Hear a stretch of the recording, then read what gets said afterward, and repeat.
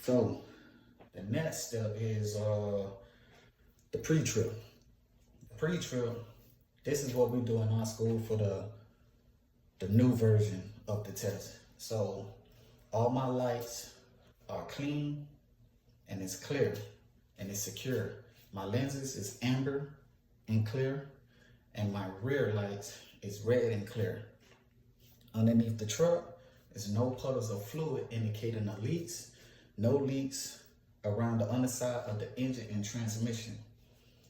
My truck is not leaning to the left or right, front or back, indicating a broken suspension or flat tire. That will be done. Now you move underneath the hood. Now you move underneath the hood. The hoses and wires on both sides of the engine. The hoses and wire conditions are intact. No fluid leaks or air leaks from hoses to air lines. My coolant reservoir is securely mounted. No leaks. Cap is on tight. The fluid level should be between minimum and maximum. My power steering fluid reservoir is securely mounted. No leaks. The cap is on tight. And the fluid level should be between minimum and maximum. Turn the engine off. With the engine off, you pull out the dipstick, you wipe, put it back in, take it out, hold it horizontally. The level should be between minimum and maximum. You put the dipstick back in.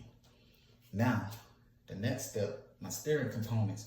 My power steering gearbox and hoses and connection is securely mounted. No leaks on the gearbox, hoses, and connections.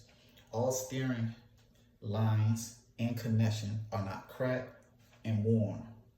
So, my steering system, no missing bolts, nuts, or cotter keys.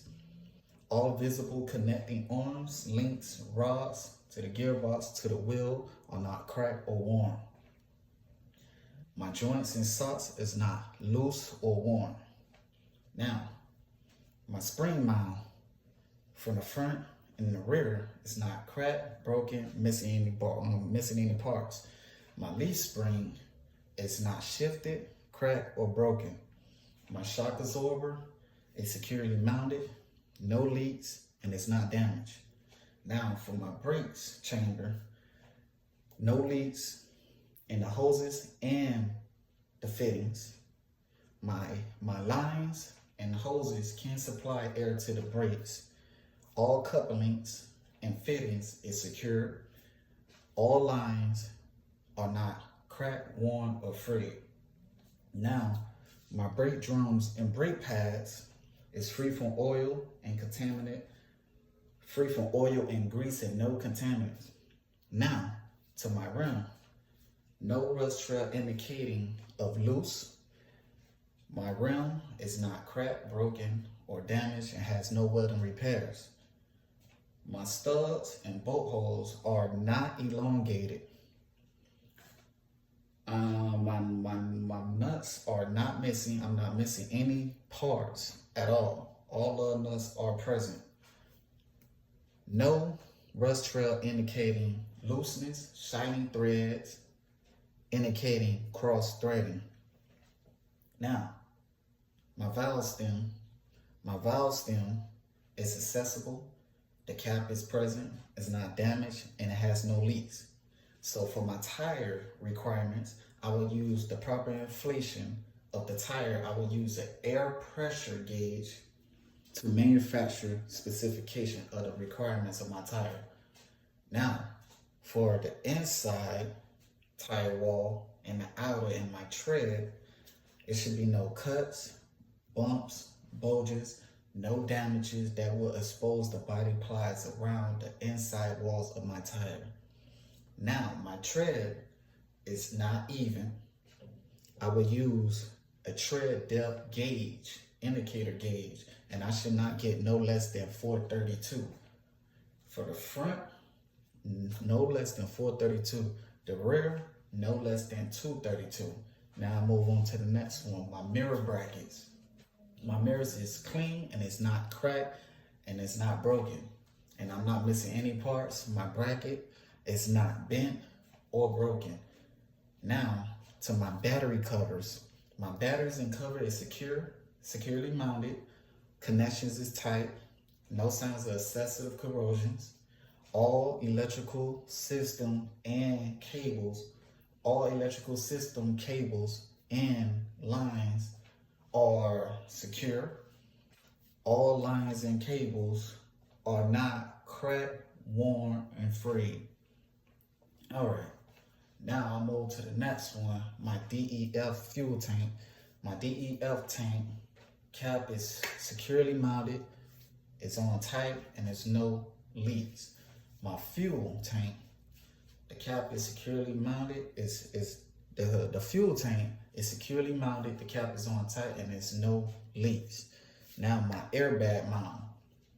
My airbag mount is securely mounted, no leaks, and it's not damaged.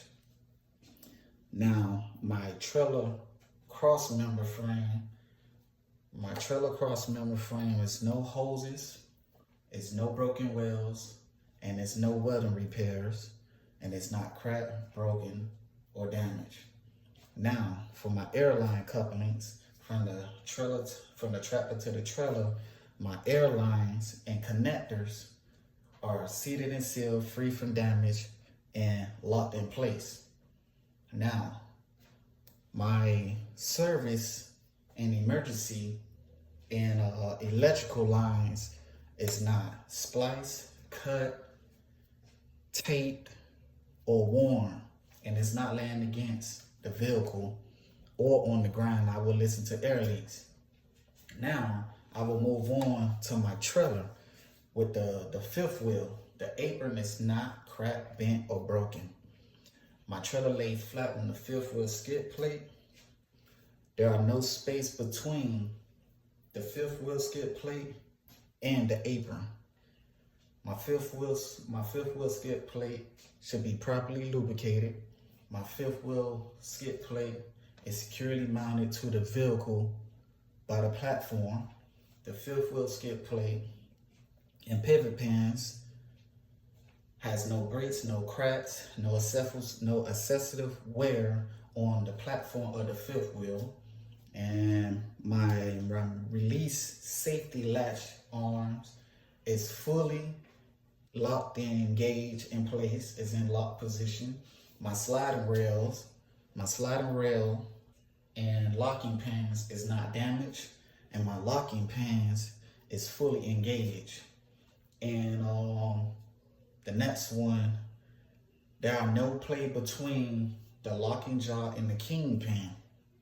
The locking jaw is fully secure around the kingpin, and the kingpin is not cracked, broken, or worn.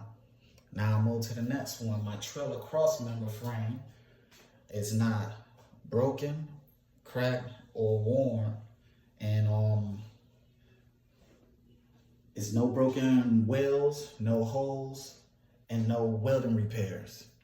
And I'm good on that. Now my landing gear, my K-frame, my supporter frame, my crank handle, and my shoe pad is not cracked, broken, or missing any parts. My landing gear is fully raised, and it's adequate space between the landing gear to my tractor rear tire, and my crank handle is properly, securely mounted and locked in position. And with that being said, my DOT tape, reflectable tape, is present and it's clear. And I will move on to the next one, my tandem. My tandem is fixed. But if I have a trailer with a tandem with a safety latch lever, I will make sure it's locked in place and the pin is in locking position. There you have it. That will include your whole outside inspection, your pre-trip right there. Peace out.